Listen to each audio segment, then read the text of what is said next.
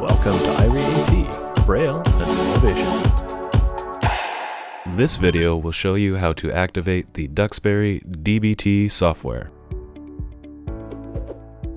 Once the Duxbury program has opened, a dialog box will pop up giving you the option to activate the software by selecting License, or to continue using the demonstration version by choosing OK.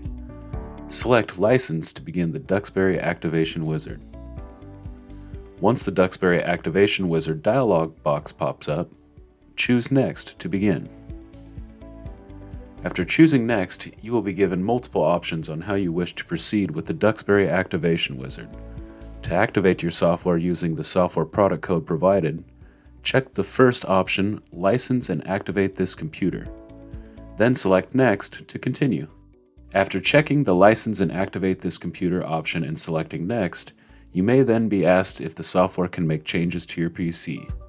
Choose Yes to continue. Next, a dialog box will pop up asking you how you would like to start the activation process.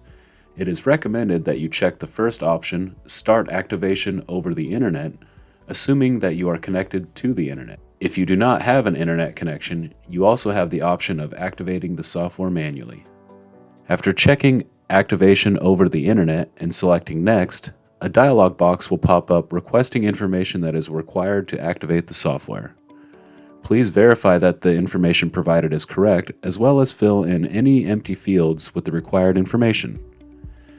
Enter your software product code under the Duxbury License text field and choose Next to continue. After choosing Next, a dialog box will pop up asking you if you wish to register your software. It is recommended that you register your software in order to receive support from Duxbury systems. Once you have entered the required information, choose Next to continue.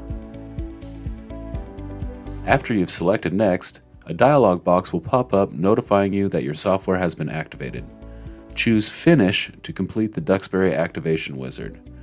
Your software now will be activated and registered. Now that you've activated your software, check out our next video on how to set up your embosser.